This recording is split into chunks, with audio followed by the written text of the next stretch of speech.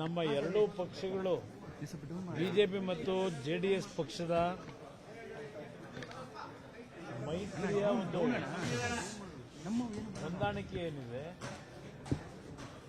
ಇವತ್ತಿನ ಸಭೆಯಲ್ಲಿ ಪ್ರಮುಖವಾಗಿ ಚರ್ಚೆ ಮಾಡಿರ್ತಕ್ಕಂಥದ್ದು ನಾಳೆ ನಡೀತಾ ಇರತಕ್ಕಂಥ ಪಾದಯಾತ್ರೆ ಏನಿದೆ ಜೆಡಿಎಸ್ ಪಕ್ಷದ ವತಿಯಿಂದ ಮಾಡ್ತಾ ಇರತಕ್ಕಂಥದ್ದು. ಅದರಲ್ಲಿ ಬಿಜೆಪಿಯ ನಾಯಕರುಗಳು ಸಹ ಸಾಂಕೇತಿಕವಾಗಿ ಆ ಸಭೆಯಲ್ಲಿ ಭಾಗವಹಿಸ್ತಕ್ಕಂಥ ಒಂದು ನಿರ್ಧಾರ ಎರಡೂ ಪಕ್ಷಗಳು ಸೇರಿ ಮಾಡಿದ್ದೇವೆ.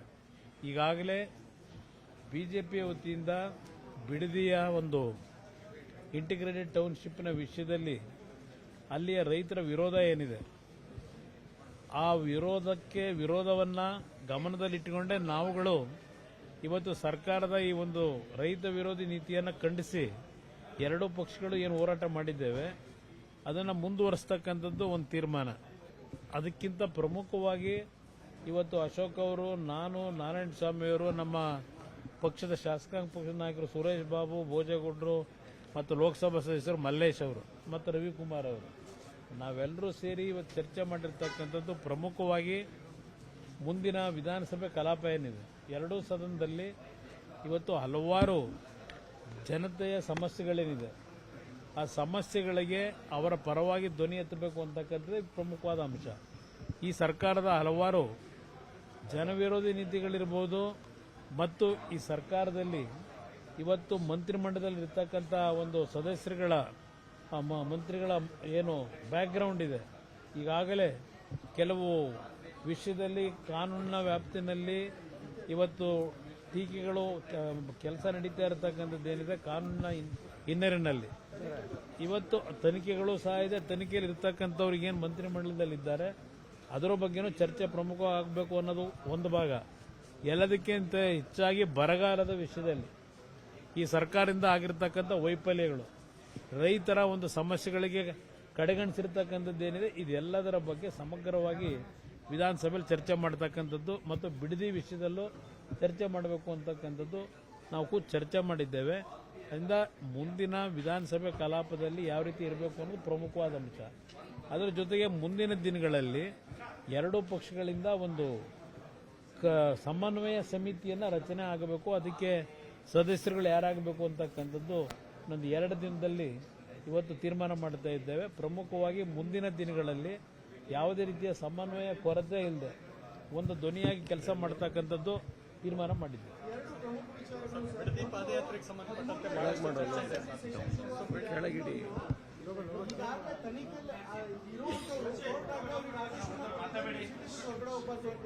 ಅಂತವ್ರನ್ನ ಈಗ ಕ್ಯಾಬಿನೆಟ್ ನಲ್ಲಿ ಇನ್ಕ್ಲೂಡ್ ಮಾಡಿದೆ, ಅದನ್ನು ಸೆಲೆಬ್ರೇಟ್ ಮಾಡಲಾಗ್ತಿದೆ. ಮತ್ತೊಂದು ಕಡೆ 13ನೇ ತಾರೀಕಿಂದ ಈಗ ಸೆಷನ್ ಸ್ಟಾರ್ಟ್ ಆಗ್ತಿದೆ. ಬಿಡದಿಯ ಟೌನ್ ಪ್ರಾಜೆಕ್ಟ್ ಅನ್ನ ರಿಯಲ್ ಎಸ್ಟೇಟ್ ಪ್ರಾಜೆಕ್ಟ್ ಅಂತ ಈಗಾಗಲೇ ಅನೌನ್ಸ್ ಮಾಡಿದೆ ಬಿಜೆಪಿ ಮತ್ತು ಜೆಡಿಎಸ್ ಸೊ ಇವೆರಡೂ ಎಷ್ಟು ಪ್ರಮುಖವಾಗಿ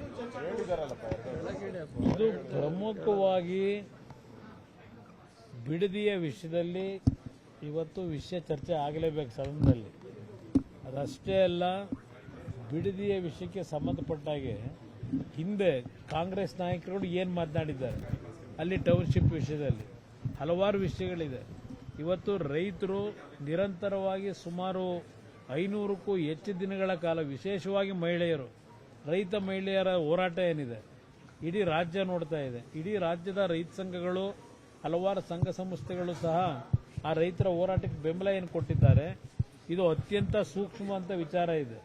ಇವತ್ತು ಅಲ್ಲಿಯ ರೈತರು ಯಾವುದೇ ಕಾರಣಕ್ಕೂ ಭೂಮಿ ಕೊಡಲಿಕ್ಕೆ ತಯಾರಿಲ್ಲದೆ ಇರತಕ್ಕಂಥದ್ದನ್ನ ಹಲವಾರು ರೀತಿ ದಬ್ಬಾಳಿಕೆಗಳ ಮುಖಾಂತರ ಎದುರಿಸಿ ಆ ಭೂಮಿಯನ್ನು ಇವತ್ತು ರೈತರು ಕೊಡಬೇಕು ಅಂತಕ್ಕಂಥ ಒತ್ತಡಗಳನ್ನೇನಿರ್ತಾ ಇದ್ದಾರೆ. ಅದಕ್ಕೆ ಸಂಬಂಧಪಟ್ಟವಾಗಿ ಪ್ರಮುಖವಾಗಿ ವಿಧಾನಸಭೆ ಕಲಾಪದಲ್ಲಿ ಈ ವಿಷಯವನ್ನು ಪ್ರಸ್ತಾಪ ಮಾಡಬೇಕು ಅಂತಕ್ಕಂಥ ನಿರ್ಧಾರ ಆಗಿದೆ. ಸಚಿವರು ಈಗ ರಾಜ್ಯದಲ್ಲಿ ಬರಗಾಲ ಇದೆ, ಮತ್ತೊಂದು ಕಡೆ ಖಾತೆಗಳೇ ಇಲ್ಲದೆ ಇರುವಂತ ಸಚಿವರು ಇದನ್ನು ಹೇಗೆ ನೋಡ್ತೀರಾ, ಹೇಗೆ ತಗೊಳ್ತೀರಾ? ಈ ಸರ್ಕಾರ ಈ ಒಂದು ರಾಜ್ಯದಲ್ಲಿ ಕಳೆದ ಚುನಾವಣೆಯಲ್ಲಿ 2023 ಚುನಾವಣೆಯಲ್ಲಿ ಅಧಿಕಾರಕ್ಕೆ ಏನು ಬಂದರು, ಮೊದಲು ಮುಖ್ಯಮಂತ್ರಿಯ ಪದವಿಯ ವಿಷಯವನ್ನೇ ಇಟ್ಕೊಂಡು 3.5 ವರ್ಷ ಕಾಲ ಕಳೆದಿದ್ದಾರೆ. 3 ವರ್ಷ ಕಾಲ ಕಳೆದರು.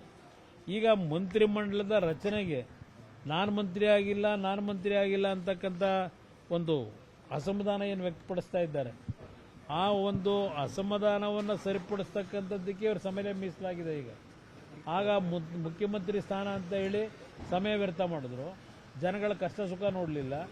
ಈಗ ಇನ್ನೊಂದು ರೀತಿಯಲ್ಲಿ ಏನು ಪ್ರಾರಂಭ ಆಗಿದೆ, ಇದು ಆ ಪಕ್ಷದ ದಿವಾಳಿತನ ಏನಾಗಿದೆ, ಆ ದಿವಾಳಿತನ ಇವತ್ತು ಎದ್ದು ಕಾಣ್ತಾ ಇದೆ.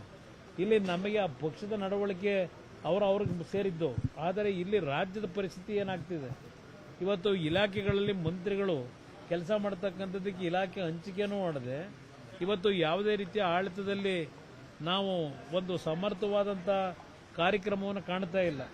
ಇದೆಲ್ಲವನ್ನ ವಿಧಾನಸಭೆ ಕಲಾಪದಲ್ಲಿ ಚರ್ಚೆ ಮಾಡ್ತಾರೆ. ಪ್ರಮುಖ ಇರುವಂತದ್ದು ಬಿಡದಿ ಪಾದಯಾತ್ರೆ ನಾಳೆಯಿಂದ ಆರಂಭವಾಗ್ತಾ ಇದೆ ಸರ್. ಬಿಡದಿ ನಾಳೆಯ ಪಾದಯಾತ್ರೆಯಲ್ಲಿ ಅಶೋಕ್ ಅವರು ನಾನು ಸಾಂಕೇತಿಕವಾಗಿ ನಾನು ನಾಳೆ ಪಾದಯಾತ್ರೆಯಲ್ಲಿ ಭಾಗವಹಿಸ್ತೀವಿ. ನಂತರ ಆ ಒಂದು ಪಾದಯಾತ್ರೆ ಮುಂದುವರಿತದೆ. ನಾವು ಸಾಂಕೇತಿಕವಾಗಿ ಎರಡೂ ಪಕ್ಷಗಳು ನಾಳೆ ಸೇರಿ ಪಾದಯಾತ್ರೆಗೆ ಚಾಲನೆ ಕೊಡ್ತೀವಿ. ಬೆಂಗಳೂರವರೆಗೂ ಬರಲ್ಲ, ಸಾಂಕೇತಿಕವಾಗಿ ಅಶೋಕ್ ಅವರು ಅವ್ರ ಸ್ನೇಹಿತರು ನಮ್ಮ ನಾರಾಯಣ ಸ್ವಾಮಿ ಅವರು ಇದ್ದಾರೆ. ಇವತ್ತು ಒಂದು ಧ್ವನಿಯಾಗಿ ನಾವು ಕೆಲಸ ಮಾಡಬೇಕು. ಆ ನಿಟ್ಟಿನಲ್ಲಿ ನಾಳೆ ಪಾದಯಾತ್ರೆಗೆ ಚಾಲನೆ ಕೊಡ್ತೀವಿ.